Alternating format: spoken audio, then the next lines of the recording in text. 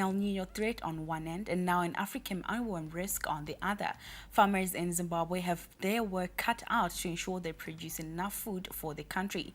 After fears of an El Nino-induced drought were starting to wane, the Department of Migratory Pests and Biosecurity Control today advised farmers to be on the lookout for the African armyworm. 11 cases have so far been reported countrywide. Shingirai Nyamtukwa, I am the Acting Director for Migratory Pest and Biosecurity Control in the Ministry of Lands, Agriculture, Fisheries, Water and Rural Development. And this is an update in terms of African armyworm outbreaks that we are experiencing throughout Zimbabwe.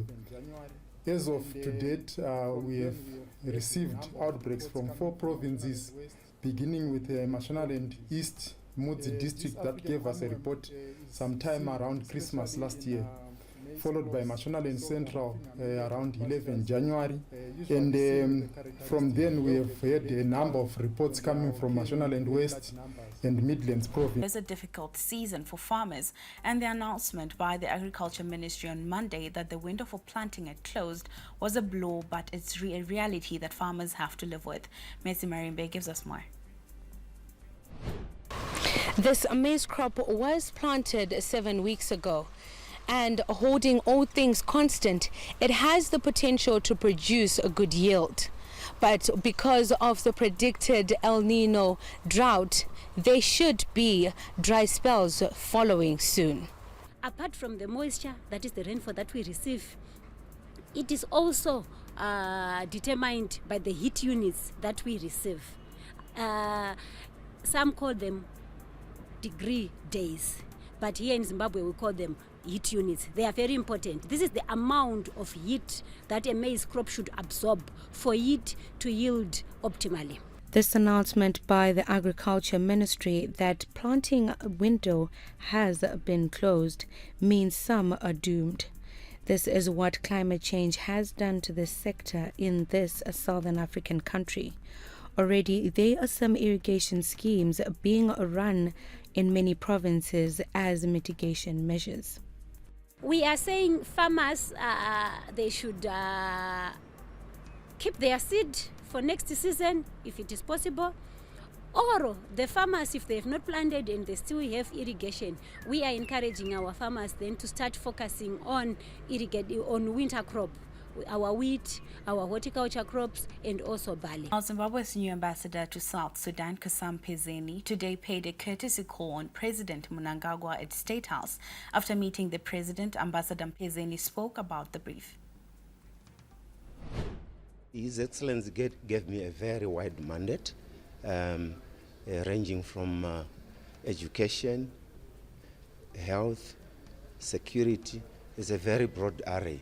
And the array is coming from our relationship with South Sudan. We have a very special relationship.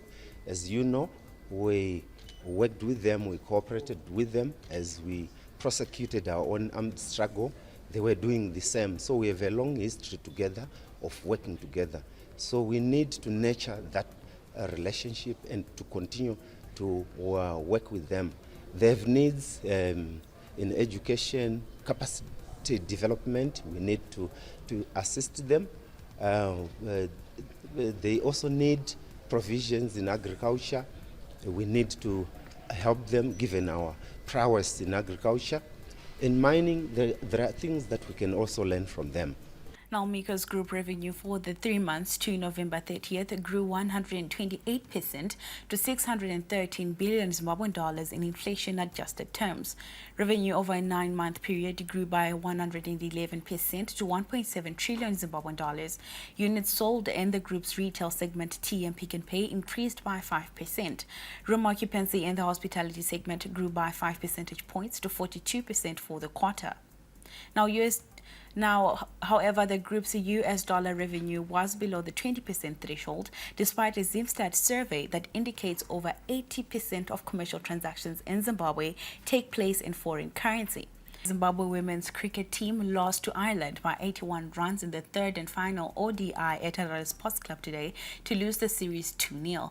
The Lady Chevrons won the toss and elected to field first, with Ireland posting 180 in 48.1 overs. Ola Pengandaza had 41, while Lorraine Chuma was the pick of the bowlers with 2 for 27.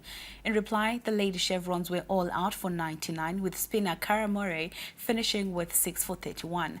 Ashley Ndiraya, who has been Zimbabwe's best performer with the bat this series, had 25. Up next, Zimbabwe play Ireland in the 5-match T20 series, which starts at the Harare Sports Club on Friday. Ipapo ZTN Prime, DSTV channel 294, the place to be.